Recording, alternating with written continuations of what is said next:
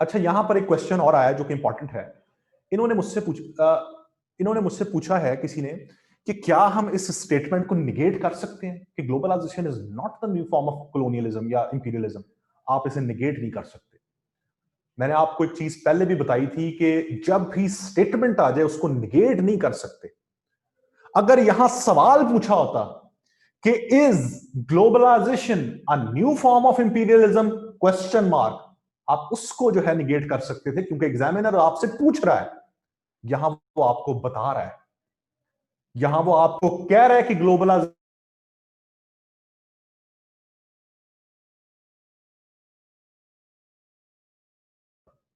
ठीक है, इतनी बात समझ आ गई है। अच्छा, इसकी थीसिस स्टेटमेंट बना लेंगे, बन जाएगी इसकी थीसिस स्टेटमेंट आपसे। अच्छा, अब आगे हम बात करते हैं इसकी आउटलाइन कैसे बनेगी। इसकी आउटलाइन बिल्कुल ऐसे ही बनेगी कि हम सबसे पहले इंट्रोडक्शन लिखेंगे। इंट्रोडक्शन के बाद हम एक पैराग्राफ लिखेंगे कि overview of the phenomenon of globalisation and imperialism. Sorry, phenomena, phenomenon, phenomenon singular होता है, फिनोमिना प्लूरल होता है। Overview of the phenomena of imperialism and globalisation.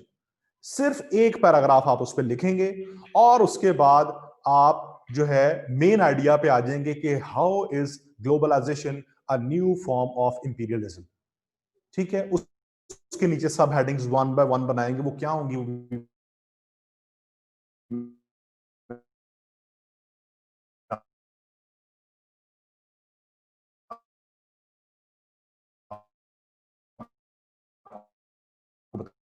Structural point of view से इस ऐसे को डी कोड करने की हैसियत से या इस ऐसे को समझने की हैसियत से अगर आपको कोई मसला आ रहा है किसी को या कोई चीज समझ नहीं आई तो आप मुझसे पूछें। अदरवाइज अभी मैं इसको एक्सप्लेन करूंगा सारी पूरे टॉपिक को, वो हम अभी आते हैं। यहां तक कोई मसला है आउटलाइन की हद तक, थीसिस स्टेटमेंट की हद तक, डिकोडिंग की हद तक, तो मुझसे पूछें।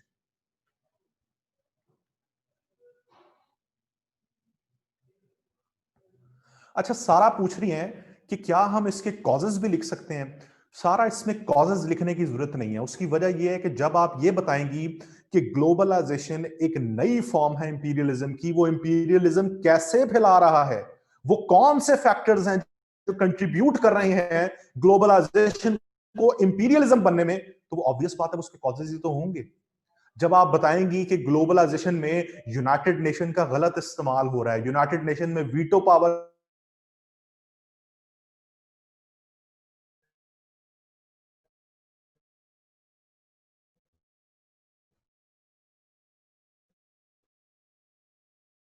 उनकी एक्सप्लॉयटेशन कर रहे हैं, इस वजह से ग्लोबलाइजेशन इंपीरियलिज्म में फैल रहा है। तो आप क्या कर रहे हैं, आप ये एक्सप्लेन तो कर रहे हैं कि कैसे ग्लोबलाइजेशन इंपीरियलिज्म की बन रहा है और साथ साथ उसके कॉजेस भी तो बता रहे हैं आप। तो इसलिए आपको अलहदा से कॉजेस बताने की जरूरत नहीं है। तो यहां तक किसी को क्वेश्चन ये समझ आ गया? जो लोग पूछ रहे थे कि यहां कॉजेस क्यों नहीं आने चाहिए, क्लियर है जी? यहां तक किसी किस्म का मसला?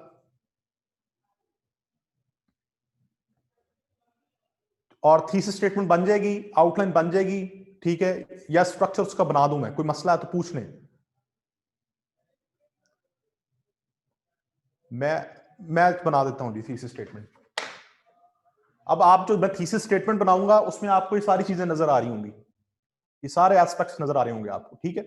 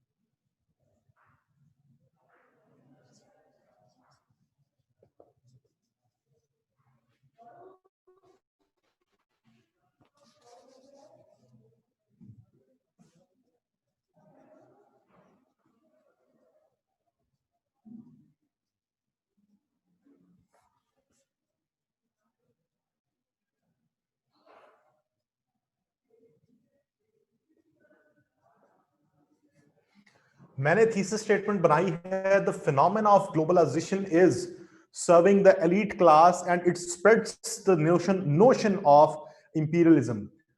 The world is facing serious repercussions of this, exploiting factors which need to be mitigated by pertinent reforms at global level. अब मैंने पहले फिनोमेना ऑफ ग्लोबलाइजेशन, ठीक है, और नोशन ऑफ इंपीरियलिज्म, ये आगे कॉन्सेप्ट, और इसी में आ गया कि कैसे ग्लोबलाइजेशन इंपीरियलिज्म की एक नई फॉर्म है. मेन आइडिया आपको रिफ्लेक्ट होता हुआ नजर आ रहा होगा. उसके बाद अलाइड आइडियाज, रेपरकशंस, इंपैक्ट्स और पर्टिनेंट रिफॉर्म्स, वे फॉरवर्ड. तो हमने जो अभी रिसेंटली ब्रेनस्टॉर्मिंग करके आइडियाज को सॉर्ट आउट किया था, वो आइडियाज हमारी थीसिस स्टेटमेंट में नजर आ रहे हैं. अब आप आउटलाइन बना लेंगे या वो भी नहीं बनेगी? आउटलाइन तो बना लेंगे ना. इंट्रोडक्शन के बाद एक पैराग्राफ में phenomena of globalisation and imperialism, उसके बाद आपका जो how is globalisation a new face of imperialism, उसके बाद इंपैक्ट्स, उसके बाद वे फॉरवर्ड.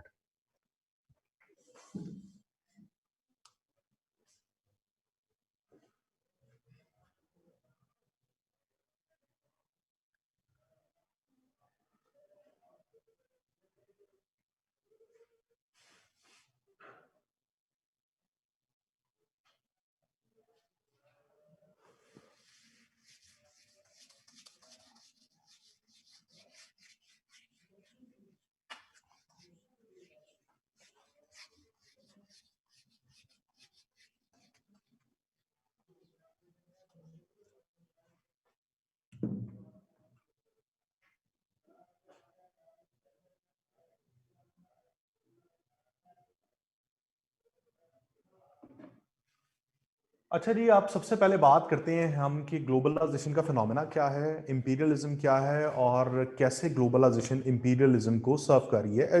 एक न्यू फॉर्म है इंपीरियलिज्म की. देखें जी, दुनिया, अगर आप वर्ल्ड हिस्ट्री पढ़ें, अब मेरी बात जरा गौर से सुनिएगा भी प्लीज, क्वेश्चन वगैरह मुझसे कुछ ना पूछें, मैं आपको ये एक ओवरव्यू दूं. ये इंपॉर्टेंट टॉपिक है, बहुत इंपॉर्टेंट टॉपिक है, इसको जरा गौर से सुनना आपने. देखिए जी, दुनिया, अगर आप वर्ल्ड हिस्ट्री पढ़ें, तो अगर वर्ल्ड हिस्ट्री आपको पढ़कर एक चीज का अंदाजा होगा कि इस दुनिया के अंदर मुख्तलिफ सिस्टम जो है वो इवॉल्व करते आए हैं. मुख्तलिफ सिस्टम. आज जिस दुनिया में हम रहते हैं और दुनिया का जो नाम चल रहा है, इसको हम कहते हैं नेशन स्टेट सिस्टम. ये क्या है, ये भी इस पे बात करते हैं. इससे पहले, इस नेशन स्टेट सिस्टम से पहले दुनिया में एक सिस्टम पाया जाता था, उसे कहते थे इंपीरियल स्टेट सिस्टम. वो क्या था और नेशन स्टेट सिस्टम क्या था, यहां से इंपीरियलिज्म कैसे इमर्ज हुआ, और इंपीरियलिज्म के साथ साथ ग्लोबलाइजेशन कैसे इमर्ज हुई, और आज ग्लोबलाइजेशन कैसे एक नई फॉर्म है इंपीरियलिज्म की, हम इस पे बात करते हैं. दुनिया में आज जो नेशन स्टेट सिस्टम पाया जाता है, इस पे बात करने से पहले जो इससे पहले दुनिया में सिस्टम पाया जाता था, हम उस पे पहले बात करते हैं. And that was called imperial state system. Imperial state system में जो दुनिया का निजाम था वो कैसे चलता था. दुनिया में बड़ी बड़ी सल्तनतें होती थी. उन सल्तनतों के अंदर बादशाह या मलिका होती थी जो उन सल्तनतों का निजाम चला रहे होते थे.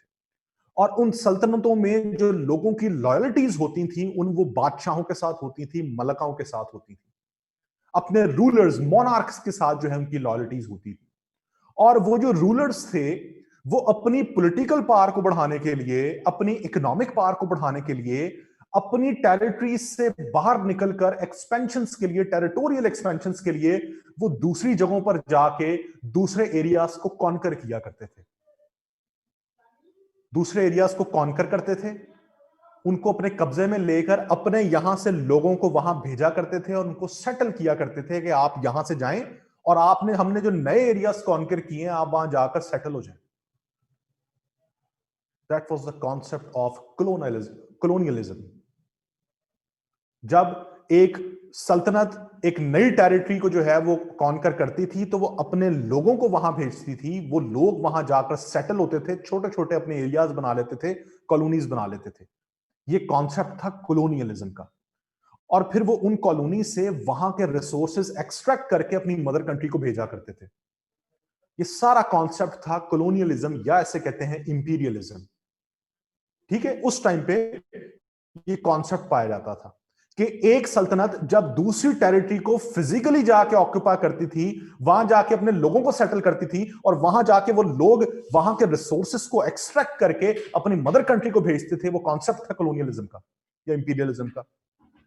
तो बड़े बड़े एम्पायर्स थे उस टाइम दुनिया के अंदर जो वजूद में थे, और वो दुनिया का निजाम चला रहे थे, जिसमें पर्शियन एम्पायर है, रोमन एम्पायर है।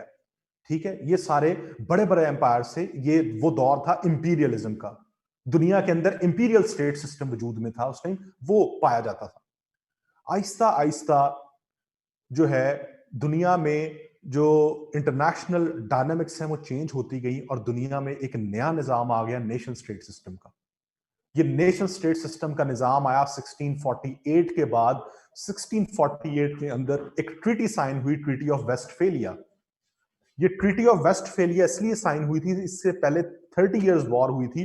क्रिश्चियंस के दो फिरके थे, एक कैथोलिक्स और एक प्रोटेस्टेंट्स, इनके दरमियान जंग हुई 30 साल, और 30 साल के बाद एक ट्रीटी साइन हुई, ट्रीटी ऑफ वेस्टफेलिया। और ट्रीटी ऑफ वेस्टफेलिया के बाद एक दुनिया के अंदर एक नया वर्ल्ड ऑर्डर वजूद में आया, and that was nation state system. वो नेशन स्टेट सिस्टम क्या था? वो नेशन स्टेट सिस्टम ये था कि अब बड़ी बड़ी सल्तनतें नहीं हैं, अब छोटे छोटे मुल्क हैं। अब उन छोटे मुल्कों में कोई बादशाह उन मुल्कों को रूल नहीं कर रहा, वो मुल्क सॉवरन है। तो नेशन स्टेट सिस्टम का कॉन्सेप्ट चार चीजों के ऊपर बेस करने लगा। नंबर वन, एक ये कि छोटे छोटे मुल्क हैं, उनकी डिफाइंड टेरिटरीज हैं, डिफाइंड टेरिटरीज, और इन डिफाइंड टेरिटरीज के अंदर पॉपुलेशन है, डिफाइंड पॉपुलेशन है। इस पॉपुलेशन को एक सॉवरन गवर्नमेंट गवर्न कर रही है, जो इन्हीं लोगों को ने इलेक्ट करके उस गवर्नमेंट को ये ऊपर लेके आए हैं, वही इन लोगों को गवर्न कर रही है। और इस गवर्नमेंट में कैपेसिटी है इंटरनेशनल रिलेशंस डेवलप करने की। तो दुनिया के अंदर एक ये नया निजाम आया, और वो जो कॉलोनियलिज्म था, वो जो इंपीरियलिज्म चलता आ रहा था, वो खत्म हो गया। और खत्म हुआ नहीं, आहिस्ता आहिस्ता खत्म होता गया, और दुनिया एक नेशन स्टेट सिस्टम बनती गई। इतनी बात समझ आ गई यहां तक? मैं अभी आपको डिफरेंस बताता हूं जी इंपीरियलिज्म का क्या है। मुझे बात कंप्लीट होने दें, आपको खुद ही जवाब मिल जाएगा। आप सिर्फ मेरी बात गौर से सुने। यहां तक समझ आ गई? अच्छा, अब आगे बात करते हैं हम कि नेशन स्टेट सिस्टम जब वजूद में आया, तो जो ये कौमें वजूद में आई, छोटी छोटी नेशंस बनी, इन्होंने आपस में ताल्लुकात बनाना शुरू कर दिए, socio economic, political, economic, cultural, political, socio economic, इन्होंने आपस में रिलेशंस डेवलप करना शुरू कर दी। क्यों? क्योंकि ये वो दौर था जब टेक्नोलॉजिकल एडवांसमेंट्स हो रही थी। फर्स्ट इंडस्ट्रियल रेवोल्यूशन आया, उसके बाद सेकंड इंडस्ट्रियल रेवोल्यूशन आया, टेक्नोलॉजी इंहांस हुई, और टेक्नोलॉजी इंहांस होने की वजह से इंडस्ट्रियल प्रोडक्शन बढ़ी, और कुछ मुल्कों ने आपस में रिलेशंस डेवलप करना शुरू कर दिए। एक मुल्क से दूसरे मुल्क लोग जाना शुरू हो गए, दूसरे से तीसरे जाना शुरू हो गए, तीसरे से चौथे मुल्क जाना शुरू हो गए, और इनके आपस में रिलेशंस जो है वो socio economic, political, cultural relations आपस में डेवलप होना शुरू कर हो गए। तो ये नेशन स्टेट सिस्टम स्ट्रांग होता गया, और एक नया कॉन्सेप्ट आया इंटरनेशनलिज्म का। इंटरनेशनलिज्म क्या? इंटरनेशनलिज्म का वर्ड निकला है इंटरनेशन से, कौमों के दरमियान, नेशंस के दरमियान। नेशंस के दरमियान जो है relation, socio economic, political, cultural relations. Aahista Aahista वक्त बदलता गया, तो ये जो कौमें आपस में इंटरेक्ट कर रही थी, इन कौमों के साथ साथ कुछ और दुनिया में एक्टर्स वजूद में आए। वो एक्टर्स कौन से थे? Non state actors, inter governmental organisations, United Nations, IMF, world bank, NGOs, multinational companies, belligerent groups, ISIS, al Qaeda. तो जहां पर ये मुल्क पहले एक दूसरे के साथ इंटरेक्ट कर रहे थे, अब ये जो जो नॉन स्टेट एक्टर्स थे, इनकी इमरजेंस से क्या हुआ?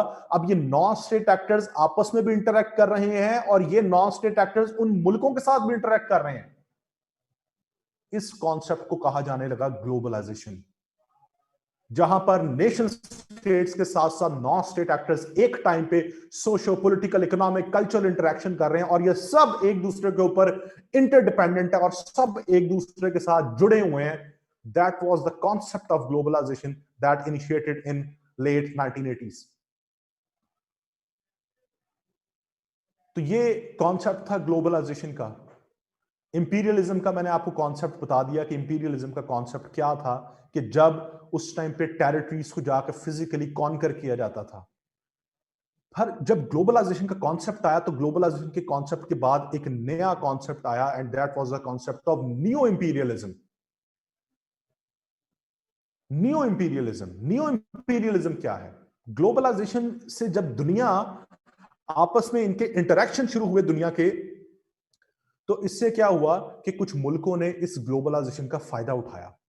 और अब चूंकि इस नेशन स्टेट सिस्टम के अंदर पॉसिबल नहीं था कि आप फिजिकली जाकर कॉन्कर कर लें किसी मुल्क को, अब कुछ मुल्कों ने क्या किया, इनडायरेक्टली अपने मुल्कों में बैठकर दूसरे मुल्कों की इकोनॉमीज को कंट्रोल करना शुरू कर दिया, दूसरे मुल्कों के पॉलिटिकल सिस्टम को कंट्रोल करना शुरू कर दिया। एक मुल्क ने दूसरे मुल्क में रजीम चेंज करना शुरू कर दिया, एक मुल्क ने दूसरे मुल्क की इकोनॉमी को कंट्रोल कर लिया through IMF, world bank, United Nations. That was the concept of new imperialism, जो आज दुनिया के अंदर जो है वो पाया जाता है। ये फर्क है असल में न्यू इंपीरियलिज्म और कॉलोनियलिज्म में। कॉलोनियलिज्म और इंपीरियलिज्म एक ही टर्म है, जहां पर एक बादशाह अपनी टेरिटरी को एक्सपैंड करने के लिए फिजिकली कॉन्कर करता था नई टेरिटरीज को। आज ये पॉसिबल नहीं है, क्योंकि नेशन स्टेट सिस्टम में इंटरनेशनल लॉ है, इंटरनेशनल नॉर्म्स हैं। यहां पर एक मुल्क दूसरे पे अब हमला नहीं कर सकता, अब उसे कॉन्कर नहीं फिजिकली कर सकता। अब ये पॉसिबल नहीं रहा, तो अब एक मुल्क की कोशिश है कि मैं इनडायरेक्टली दूसरे मुल्कों को इन्फ्लुएंस करूं। अब वो पॉलिटिकल, इकोनॉमिक, कल्चरल टूल्स का इस्तेमाल करते हुए बड़ी ताकतें छोटे मुल्कों को कैसे कंट्रोल कर रही हैं, फिजिकली, फिजिकली नहीं, इकोनॉमिकली, कल्चरली, पॉलिटिकली और socially. That is the concept of new imperialism. ऐसे एक न्यू फॉर्म है इंपीरियलिज्म की, इंपीरियलिज्म की नई फॉर्म न्यू इंपीरियलिज्म। ठीक है, तो ये हमने आज इस ऐसे के अंदर जस्टिफाई करना है कि ग्लोबलाइजेशन कैसे एक नई सर्व करेगी। तो ये अभी तक जितनी बात थी, ये आपको ये टॉपिक समझाने के लिए सारी मैंने पूरी कहानी सुनाई कि आपको एक टॉपिक समझ आ जाए। तो अब आप मुझे बताएं कि टॉपिक समझ आ गया कि टॉपिक दरअसल है क्या, बैकग्राउंड समझ आ गया इसका। अब हम बात तो करेंगे आगे, ये जस्टिफाई करेंगे कि कैसे ग्लोबलाइजेशन न्यू इंपीरियलिज्म है, एक इंपीरियलिज्म की नई फॉर्म है। तो मैं आपको ये बता रहा हूं कि अभी तक जो मैंने आपको पूरा बैकग्राउंड बताया, ये बैकग्राउंड ये था कि आपको टॉपिक समझ आ जाए कि globalisation is a new form of imperialism. अब हम अपने टॉपिक के ऊपर बात करते हैं। यहां पर कोई क्वेश्चन है तो आप पूछ सकते हैं। अच्छा, अब हम पहला हमारा पॉइंट क्या है जी, कि ग्लोबलाइजेशन कैसे एक नई फॉर्म है इंपीरियलिज्म की। ठीक है जी, कैसे एक नई फॉर्म है ग्लोबलाइजेशन इंपीरियलिज्म की। ग्लोबलाइजेशन से मैंने आपको बताया कि दुनिया ने इंटरेक्शन शुरू किया। अच्छा, थोड़ा सा मैं और एक्सप्लेन करता हूं ग्लोबलाइजेशन को।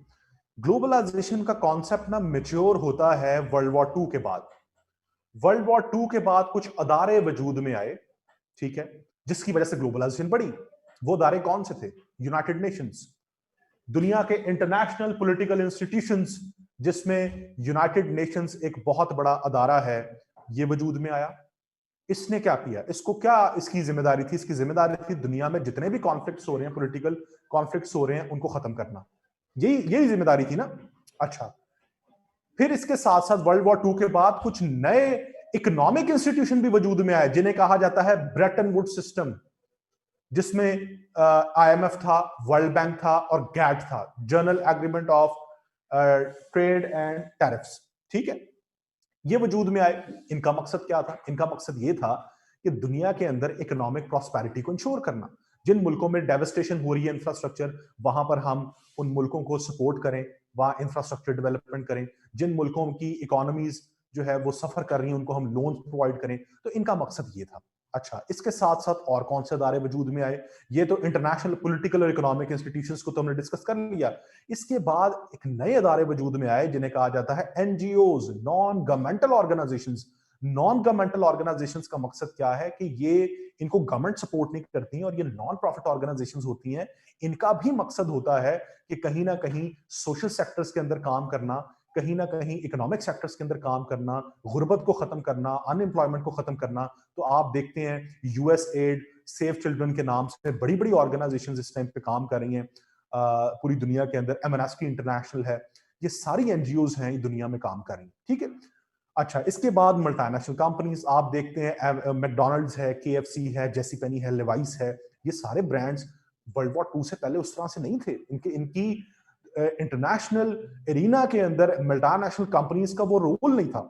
ये रोल आया वर्ल्ड वॉर 2 के बाद। उसके बाद हम देखते हैं बेलिजरेंट ग्रुप्स, जिसके अंदर अलकायदा है, तालिबान है, टीटीपी है, उसके बाद आईएसआईएस है। इन लोगों की इमरजेंस हुई और इन लोगों के आपस में, इन नॉन स्टेट एक्टर्स के और इनकी रियासतों के साथ इंटरेक्शंस और इनके आपस में इंटरेक्शंस, इसको कहा गया ग्लोबलाइजेशन। अब इस ग्लोबलाइजेशन के कॉन्सेप्ट से जो बड़ी ताकतें थी, उन्होंने कैसे फायदा उठाया, वो कैसे इन टूल्स को इस्तेमाल करते हुए मुल्कों की इकोनॉमीज को कंट्रोल कर रही हैं, मुल्कों के पॉलिटिकल सिस्टम को कंट्रोल कर रही हैं। तो इसमें पहला पॉइंट आप क्या डिस्कस करेंगे कि यूनाइटेड नेशंस का गलत इस्तेमाल हो रहा है बड़ी ताकतों के थ्रू। बड़ी ताकतों के पास वीटो पावर है। यूनाइटेड नेशन सिक्योरिटी काउंसिल में 5 मुल्क हैं जिनके पास वीटो पावर है, और वो 5 मुल्क पूरी दुनिया पे पूरी दुनिया को डोमिनेट कर रहे हैं। बाकी मुल्कों की से नहीं है यूनाइटेड नेशंस पे, और ये मुल्क यूनाइटेड नेशंस के थ्रू पूरी दुनिया को कंट्रोल कर रहे हैं। ये जिस मुल्क पे चाहते हैं ये सैंक्शंस लगा देते हैं, जो इनके इंटरेस्ट के खिलाफ काम कर रहा होता है ये उसको साइडलाइन कर देते हैं। ये कलेक्टिव सिक्योरिटी के कॉन्सेप्ट की बेस के ऊपर परसिक्यूशन करते हैं। तो यूनाइटेड नेशन सिक्योरिटी काउंसिल का, एक पॉलिटिकल इंस्टीट्यूशन का, अपने मकसद के लिए गलत इस्तेमाल, दूसरे मुल्कों को कमजोर करने के लिए गलत इस्तेमाल, ये पहली फॉर्म है ग्लोबलाइजेशन कैसे सर्व कर रही है न्यू इंपीरियलिज्म को। ठीक है जी। तो पहला पॉइंट अगर आपको किसी में को समझ नहीं आया, कोई इशू है तो पूछे।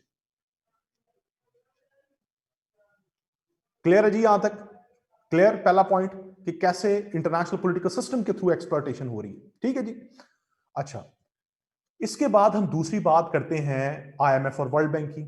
आईएमएफ और वर्ल्ड बैंक को क्यों बनाया गया था? आईएमएफ और वर्ल्ड बैंक को मैंने अभी जैसा कि आपको बताया कि आईएमएफ को खसूसन इसलिए बनाया गया था कि अगर किसी मुल्क की इकोनॉमी कमजोर है, उसको लोन्स प्रोवाइड किए जाएं, वो अपनी इकोनॉमी को स्टेबल कर ले, वो अपनी इकोनॉमी को जो है वो स्टेबल कर ले।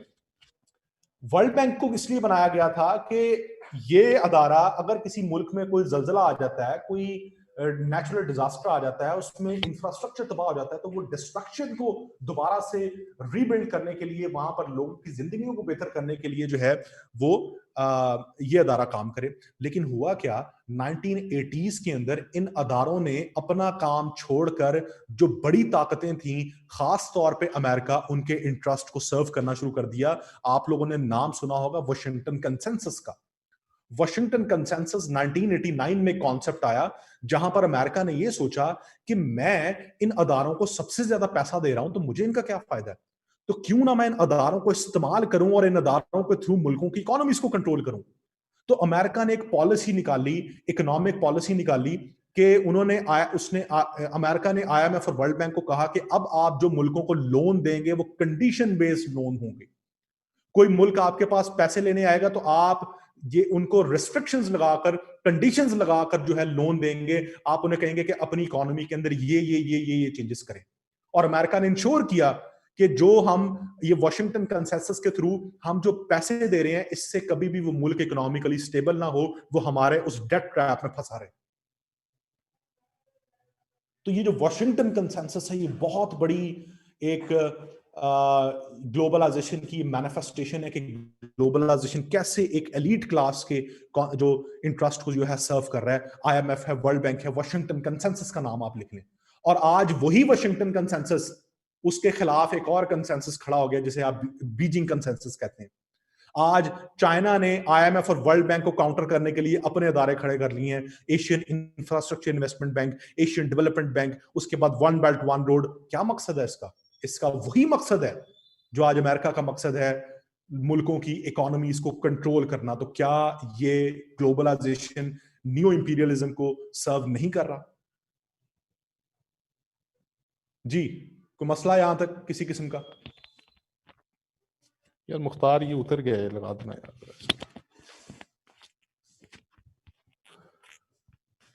ठीक है जी, यहां तक कोई मसला जी समझ आ रही है? कोई बात कोई मुश्किल तो नहीं लग रही, कोई टेक्निकल तो नहीं लग रही बात? किसी किस्म का कोई इशू यहां तक?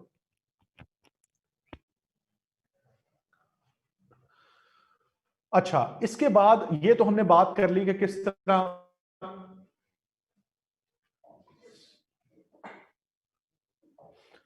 बिल्कुल, चाइना को भी आप डिस्कस कर सकते हैं जी। ये पूछ रहे हैं क्या हम चाइना की भी डिस्कस कर सकते हैं? बिल्कुल कर सकते हैं।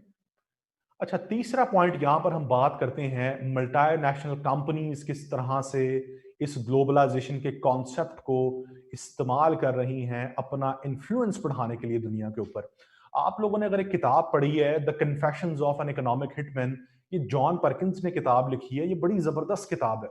और इस किताब में इसने यही बात की है कि किस तरह से जो मल्टीनेशनल कंपनीज हैं, कॉर्पोरेटोक्रेसी का जो कॉन्सेप्ट है, कॉर्पोरेट सेक्टर है, उसने पूरी दुनिया को कैसे ग्रिप किया हुआ है अपने जो है वो अपने शिकंजे में उसने पूरी दुनिया को लिया हुआ है। कैसे कॉर्पोरेट सेक्टर मुल्कों की इकोनॉमीज को कंट्रोल करता है, कैसे मल्टीनेशनल कंपनीज अपना एक रोल प्ले करती हैं मुल्कों की फॉरेन पॉलिसी डिसीजंस को मैनिपुलेट करने में और उनको चेंज करने में। तो कॉर्पोरेट सेक्टर्स कैसे जो है वो काम करते हैं। अमेरिका के अंदर बहुत बड़ी बड़ी कंपनीज हैं जिसके अंदर वॉर वेपन इंडस्ट्री है अमेरिका की, उसके बाद ऑयल इंडस्ट्री है, ऑटोमोटिव इंडस्ट्रीज हैं। ये बहुत बड़ी बड़ी इंडस्ट्रीज हैं जिनका पूरी दुनिया के अंदर एक जो है वो इन्फ्लुएंस है। ये पूरी दुनिया को जो है वो मैनिपुलेट करती हैं, पूरी दुनिया की इकोनॉमिक्स को जो है वो ऐसे कंट्रोल करती हैं, जो कॉर्पोरेट सेक्टर है। ठीक है, तो कॉर्पोरेटोक्रेसी का कॉन्सेप्ट ये उस किताब में भी, कन्फेशंस ऑफ इकोनॉमिक हिटमैन में भी जो है ये बात बड़ी डिटेल से उसने बताई है कि कैसे अमेरिका ने मुल्कों की इकोनॉमीज को जो है वो तबाह किया है अपने कॉर्पोरेट सेक्टर के थ्रू। कैसे अमेरिका के अंदर एक छोटा सा एलीट कॉर्पोरेट सेक्टर है, मल्टीनेशनल कंपनीज हैं जो दूसरे मुल्कों में जाती हैं, वहां पर इंफ्रास्ट्रक्चर डेवलपमेंट प्रोजेक्ट्स लगाती हैं और उन मुल्कों को कहती हैं कि जी ये अगर आप इंफ्रास्ट्रक्चर डेवलपमेंट प्रोजेक्ट्स लगाएंगे, हम आकर लगाते हैं, इससे आपका मुल्क तरक्की करना शुरू हो जाएगा। तो होता क्या है, वो मुल्क उनका मकरूज हो जाता है। इंफ्रास्ट्रक्चर डेवलपमेंट तो होती है लेकिन वो मुल्क उस तरह से तरक्की नहीं कर पाता जिस तरह से उन्होंने उनको ख्वाब दिखाए होते हैं। तो इस तरह से वो मुल्क उस कॉर्पोरेट सेक्टर की जो है ग्रिप में आ जाता है और वो कॉर्पोरेट सेक्टर जो है उस पूरी मुल्क को मैनिपुलेट करता है अपने इशारों के ऊपर। बुक का नाम है the confessions of an economic hitman. अच्छा, ये तो हमने बात कर ली मल्टीनेशनल कंपनीज का रोल। इसके बाद हम बात करते हैं कि किस तरह से आज मुल्क अपनी वैल्यूज, जो कल्चरल वैल्यूज है, अपनी मोरल वैल्यूज वो इंपोज कर रहे हैं दूसरे मुल्कों पे। आप लोगों ने कॉन्सेप्ट सुना होगा अमेरिकनाइजेशन का। अमेरिकनाइजेशन का कॉन्सेप्ट क्या है कि आज पूरी दुनिया में अमेरिकन कल्चर डोमिनेट कर रहा है। पूरी दुनिया आज अमेरिका के कल्चर को फॉलो कर रही है। तो इससे होता क्या है कि जब एक सुपर पावर जो दुनिया का निजाम चला रही होती है, जो हेजेमन होती है दुनिया में, वो अपनी कल्चरल वैल्यूज दुनिया में फैलाना शुरू कर देती है। आप लोगों ने पूरी वर्ल्ड वॉर में पढ़ा होगा कि अमेरिका डेमोक्रेसी को फैलाता रहा, अमेरिका ह्यूमन राइट को फैलाता रहा, प्रमोट करता रहा। तो कल्चर के थ्रू आप कल्चर इन्वेजन करते हैं और इस कल्चर इन्वेजन के थ्रू आप मुल्कों की जो है वो कल्चर को इन्वेड कर लेते हैं और वो मुल्क आपके कल्चरली जो है वो सबऑर्डिनेट हो जाते हैं, वो आपके गुलाम हो जाते हैं। तो इस तरह से आप कल्चर वैल्यूज के थ्रू मुल्कों को जो है वो कंट्रोल करते हैं। इसमें मीडिया का एक तो ये सारी मैनिफेस्टेशन है जहां पर हमें नजर आता है कि किस तरह ग्लोबलाइजेशन एक न्यू फॉर्म है इंपीरियलिज्म की। ये इंपीरियलिज्म को कैसे सर्व कर। ठीक है जी, समझ आ गई? यहां तक कोई मसला है तो पूछें।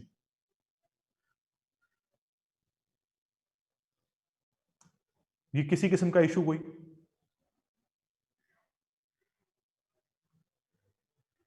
देखें, ये सॉफ्ट पावर ही आता है ना, जब आप कल्चर को प्रमोट करें, सॉफ्ट पावर ही तो है। ये सॉफ्ट पावर ही तो है। जी डॉक्टर मर्दान, क्या क्वेश्चन है आपका जी? आप पूछें क्वेश्चन। ये इस पे पूछें आप प्लीज। आप ऑडियो हम नहीं कर सकते, इसी पे पूछें आप।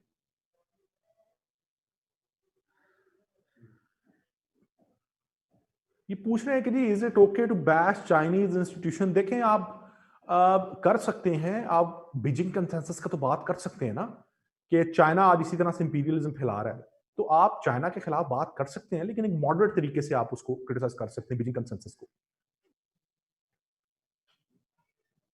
अच्छा जी, आगे हम बात करते हैं कि इसके इम्पैक्ट्स क्या हैं। देखें, ये जो ग्लोबलाइजेशन की वजह से मैंने आपको बताया, जो बड़ी ताकतें एक्सप्लॉइट कर रही हैं छोटे मुल्कों को इन पॉलिटिकल इकोनॉमिक इंस्टीट्यूशन से, इससे मसाइल क्या दुनिया में खड़े हो रहे हैं। इससे सबसे बड़ा मसला ये खड़ा हो रहा है कि दुनिया दो हिस्सों में डिवाइड हो चुकी है, जिसे आप लोगों ने अक्सर नाम सुना होगा, global north versus global south. एक नॉर्दर्न कंट्रीज हैं जो बड़ी अमीर मुल्क हैं, और एक सदर्न कंट्रीज हैं जो बड़े गरीब मुल्क हैं। अगर आप में से कोई आईआर का स्टूडेंट है तो इंटरनेशनल रिलेशंस में एक थ्योरी है जिसे डिपेंडेंसी थ्योरी कहते हैं, मार्क्सिज्म के अंडर ये थ्योरी आती है। ये थ्योरी बड़ी जबरदस्त मैनिफेस्टेशन है इस बात की कि किस तरह से अमीर मुल्क गरीब मुल्कों को जो है एक्सप्लॉइट कर रहे हैं। ये थ्योरी कहती है कि दुनिया के अंदर जो है ये एक दुनिया है, इस दुनिया में ये अंदर एक छोटा सा सर्कल जो है ये कोर स्टेट्स हैं। कोर स्टेट्स मतलब जो हाईली डेवलप्ड इंडस्ट्रियलाइज स्टेट्स हैं, ये वो मुल्क हैं। और ये जो कॉर्नर है इसका, इसको कहते हैं पेरिफेरी स्टेट्स। तो डिपेंडेंसी थ्योरी ये कहती है कि ये जो इंडस्ट्रियलाइज स्टेट्स हैं, ये इनसे सस्ता रॉ मटेरियल खरीदते हैं इन पेरिफेरी मुल्कों से, और उसी रॉ मटेरियल को, चूंकि ये टेक्नोलॉजिकली बड़े एडवांस्ड हैं, उसी रॉ मटेरियल को इस्तेमाल करते हुए अपने इंडस्ट्री के अंदर उसको इस्तेमाल करके एक फिनिश गुड बनाते हैं, और सस्ता रॉ मटेरियल इनसे खरीद कर इन्हीं को महंगी चीज बेचते हैं। तो इससे हो क्या रहा है, ये अमीर से अमीर तर होते जा रहे हैं और ये गरीब से गरीब तर होते जा रहे हैं। This is the concept of dependency theory. ठीक है, तो इस तरह से इसका पहला इंपैक्ट क्या है, ग्लोबलाइजेशन ये जो एक सर्व कर रही है एलीट क्लास को, इससे दुनिया के अंदर इकोनॉमिक डिस्पैरिटीज फैल रही हैं, इससे ग्लोबल नॉर्थ और ग्लोबल साउथ में एक डिफरेंस फैल रहा है। अच्छा, इसके साथ साथ ये है कि एक आइडेंटिटी क्राइसिस आ रहा है छोटे मुल्कों के दरमियान, छोटे मुल्कों के अंदर। छोटे मुल्कों की अपनी आइडेंटिटी खत्म होती जा रही है। छोटे मुल्क अब अपने नाम से नहीं पहचाने जाते। छोटे मुल्क अब इस लिहाज से पहचाने जाते हैं कि ये मुल्क फलां मुल्क का जो है अलाय है। पाकिस्तान को देख लें, पाकिस्तान जैसे दूसरे मुल्कों को देख लें, आज हम चाइना के अलाय जो है वो समझे जाते हैं। क्यों? क्योंकि हमारी अपनी आइडेंटिटी खत्म होती जा रही है, क्योंकि हम बड़ी ताकतों के इन्फ्लुएंस के अंदर, और हम चाइना से पहले शुरू से जब हम वजूद में आए हैं, अगर आप पाकिस्तान की फॉरेन पॉलिसी पढ़ें, हम शुरू से अमेरिकन अलाय के तौर पर दुनिया के सामने जाने जाते रहे हैं। हमारी अपनी कोई आइडेंटिटी नहीं रही। तो क्या हुआ, एक इंपैक्ट्स क्या है, global north versus global south, और आइडेंटिटी क्राइसिस आ रहा है छोटे मुल्कों में। और फिर इससे हो क्या रहा है, दुनिया के अंदर लोग इस ग्लोबलाइजेशन से तंग आ रहे हैं। लोग क्यों तंग आ रहे हैं? क्योंकि मुल्कों में गुर्बत फैल रही है। लोग कहते हैं हमें ये ग्लोबलाइजेशन सूट नहीं करती।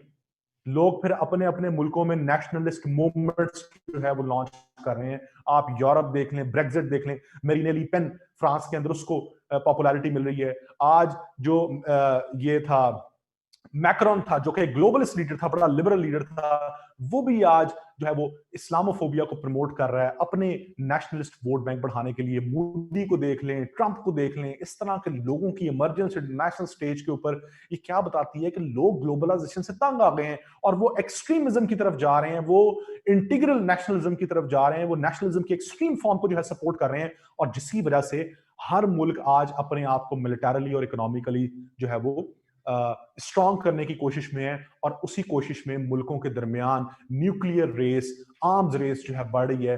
दुनिया में न्यूक्लियर प्रोलिफरेशन बढ़ रही है, दुनिया में आर्म्स रेस बढ़ रही है, और दुनिया में आज दोबारा से एक थर्ड वर्ल्ड वॉर का खतरा है।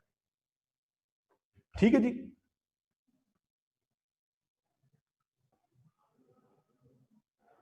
अच्छा, ये आयशा कह रही है कि जी ये मार्क्स की थ्योरी नहीं थी, ये वेलस्टाइन की थ्योरी थी। वेलस्टाइन मार्क्स से जो है वो इंस्पायर्ड है। मैंने मार्क्सिज्म के अंडर कहा है, मैंने ये तो नहीं कहा कार्ल मार्क्स ने वो थ्योरी दी थी।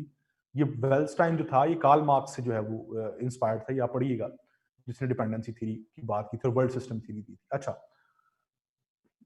आगे बात करते हैं हम कि और क्या मसाइल आ रहे हैं, इम्पैक्ट्स क्या आ रहे हैं। इम्पैक्ट्स में आर्म्स रेस की बात कर ली हमने, इकोनॉमिक डिस्पैरिटीज की बात कर ली, कल्चरल आइडेंटिटी खत्म हो रही है, मुल्कों की नेशनलिज्म मुल्कों के अंदर बढ़ है, फिर मुल्कों के अंदर कॉन्फ्लिक्ट्स बढ़ रहे हैं, hybrid war, fifth generation war, economic Wars बढ़ रही हैं, और फिर बड़ी ताकतों के दरमियान बड़े कॉम्पिटिशन्स बढ़ रहे हैं, जिसमें यूएस चाइना की ट्रेड वॉर आप देख सकते हैं।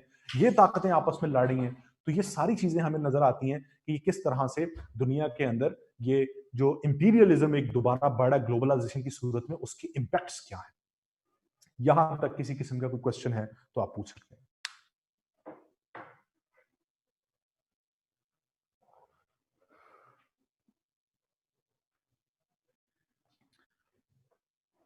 क्लियर है जी? यहां तक कोई मसला मसाइल तो नहीं है?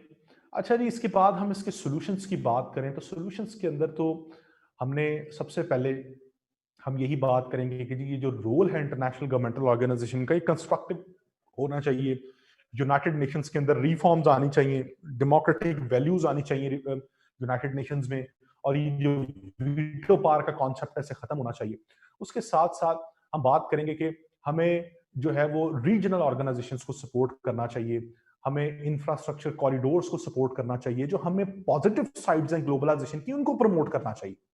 जैसे इस पे आप सीपैक की बात कर सकते हैं, इसमें आप इंफ्रास्ट्रक्चर प्रोजेक्ट्स की बात कर सकते हैं, एनर्जी प्रोजेक्ट्स की बात कर सकते हैं, जो हम कल भी बात कर रहे थे टापी कासा वगैरह की बात कर सकते हैं कि ये कैसे रोल प्ले कर सकते हैं। उसके बाद आपकी पब्लिक अवेयरनेस कैंपेन्स हैं। फिर हर मुल्क को अपनी गवर्नेंस बेहतर करनी चाहिए ताकि उस मुल्क के अंदरूनी मामला ठीक हो, वो मुल्क खुद भी खुशहाल हो, तो वो जो ग्लोबल नॉर्थ और ग्लोबल साउथ का आपस में डिफरेंस है वो ये चीजें खत्म हो जाएगी। तो ये आइडियलिस्ट बातें, ये जो सोल्यूशंस होते हैं, हमेशा याद रखें दुनिया में जो भी मसला चल रहा है उसका कोई हल नहीं है, कोई भी हल नहीं है। अगर हल हो तो दुनिया में बड़े बड़े थिंक टैंक्स बैठे हैं, बड़े बड़े इंटरनेशनल थ्योरिस्ट बैठे हैं, वो उसका हल निकाल चुके हों। तो आपको फिर इस तरह के इशू बेस्ड टॉपिक्स में जब आप सॉल्यूशंस देते हैं तो वो बड़े आइडियलिस्ट सॉल्यूशंस होते हैं कि जी मुल्कों को गवर्नेंस ठीक करनी चाहिए, मुल्कों को डिसीजन मेकिंग के अंदर सोशल इंक्लूसिवनेस लेके आनी चाहिए, सोसाइटी को इन्वॉल्व करना चाहिए, मुल्कों को जो है आईएमएफ में रिफॉर्म्स लानी चाहिए, वर्ल्ड बैंक में रिफॉर्म्स लेके आनी चाहिए, उसमें कोई एक या दो या तीन मुल्क डोमिनेट ना करें, उसमें सारे मुल्कों की जो है इक्वल से हो, रीजनल ऑर्गेनाइजेशंस को प्रमोट करना चाहिए, इंटरडिपेंडेंस बढ़ानी चाहिए, बायलैटरल ट्रीटमेंट्स होनी ट्रीटीज होनी चाहिए। तो इस तरह की आप बात करते हुए उस ऐसे को जो है वो उसको कंक्लूड करते हैं, उसको सोल्यूशंस देते हैं कि ये इसके जो है वो हल है। ठीक है जी, यहां पर किसी किस्म का कोई क्वेश्चन है तो आप पूछ सकते हैं।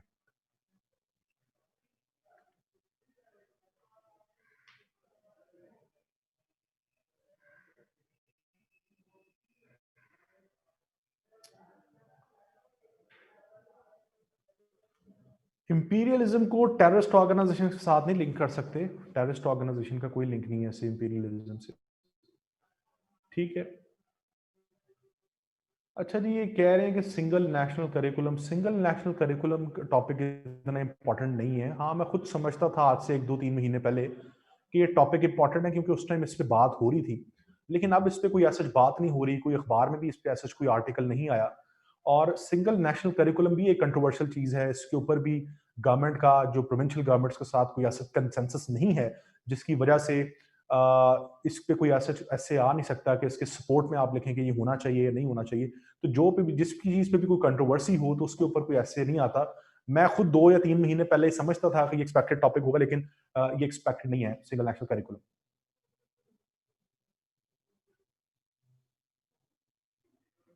New warfronts lie and economic zones, ये ऐसे मेरी किताब के अंदर ये 2019 में ऐसे मैंने अटेम्प्ट किया था, खुद अटेम्प्ट किया था सीएसएस के अंदर।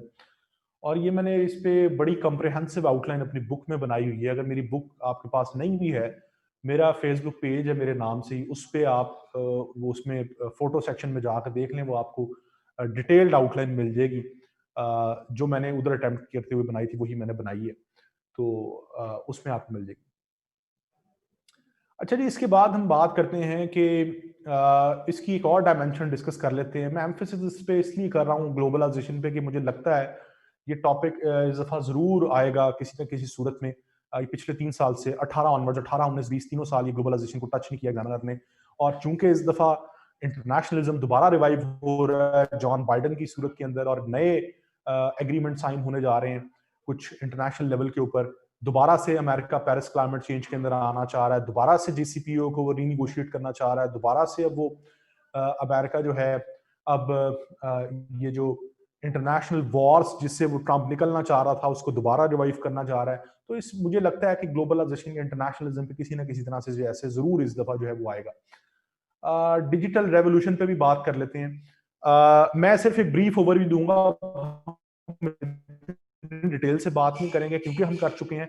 तो हम एक 2016 में जो आपको टॉपिक आया उसको डिस्कस कर लेते हैं, ग्लोबलाइजेशन की पॉजिटिव डोमेन को। और उसके बाद फिर मैं आपको ये जो कुछ स्टूडेंट्स 2-3 मुझे मैसेजेस आ गए कि ये इस पे बात करने, ये क्या नाम है जो आपने नाम लिया डिजिटल रेवोल्यूशन पे, उस पे हम कर लेते हैं जो भी आप स्टेटमेंट देंगे।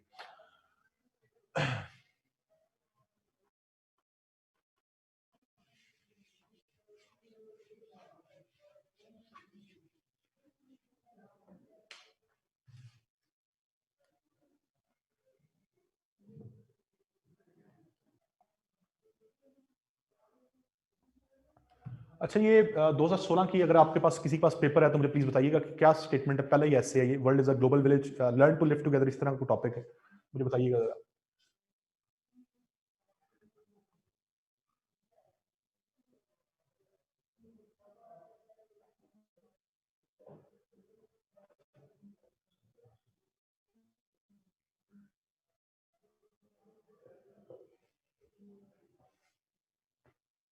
अच्छा, learning to live together, sorry.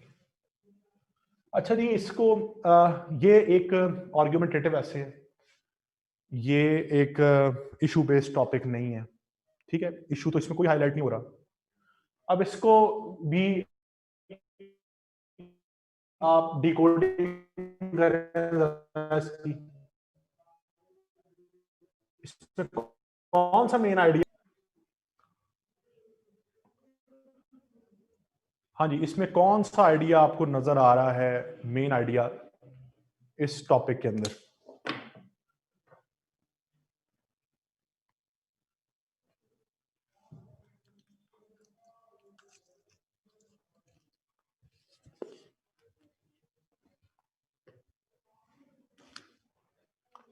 अच्छा, ये कुछ स्टूडेंट्स, मैं इसीलिए ये टॉपिक लिखा है, इसीलिए ये टॉपिक मैंने लिखा है। ये टॉपिक है तो ग्लोबलाइजेशन पे ही, लेकिन इसको डायरेक्टली नहीं आप लिख सकते कि जी ये ग्लोबलाइजेशन है, ये ग्लोबलाइजेशन इसका मेन आइडिया है। लोग इसलिए फेल होते हैं कि ऐसे में आप डायरेक्टली जाकर लिखाते हैं जी ग्लोबलाइजेशन ने ये कर दिया तो ग्लोबलाइजेशन ने वो कर दिया। आपको ग्लोबल विलेज को एक्सप्लेन करते हुए बात करनी है यहां पे, ठीक है। अच्छा, इसमें मेन आइडिया एक ही है। इसमें मेन आइडिया क्या है कि दुनिया अब एक ग्लोबल विलेज बन चुकी है, हमें यह सीखना चाहिए कि हम कैसे इकट्ठे रह सकते हैं। तो हम पहले बताएंगे कि दुनिया आज कैसे इकट्ठी रह रही है इस ग्लोबल विलेज के अंदर। Manifestation of learning to live together in global village. हम बताएंगे कि दुनिया आज इस ग्लोबल विलेज के अंदर कैसे सीख रही है, कैसे इकट्ठे रह रही है। यह हमारा मेन आइडिया। अलाइड आइडियाज क्या होंगे?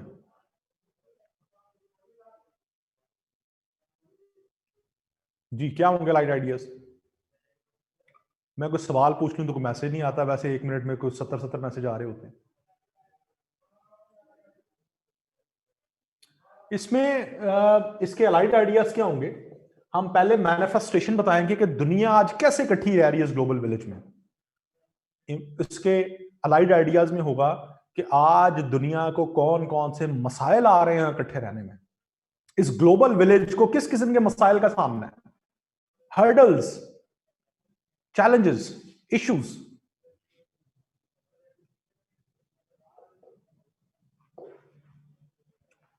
ठीक है जी। और इन इश्यूज को हम कैसे सॉर्ट आउट कर सकते हैं, वे फॉरवर्ड, हम कैसे दुनिया को एक in true essence global village बना सकते हैं इन मसाइल को हल करके। ठीक है जी, वे फॉरवर्ड। यहां तो कोई मसला है तो पूछें जी। डिकोडिंग में किसी किस्म का कोई क्वेश्चन?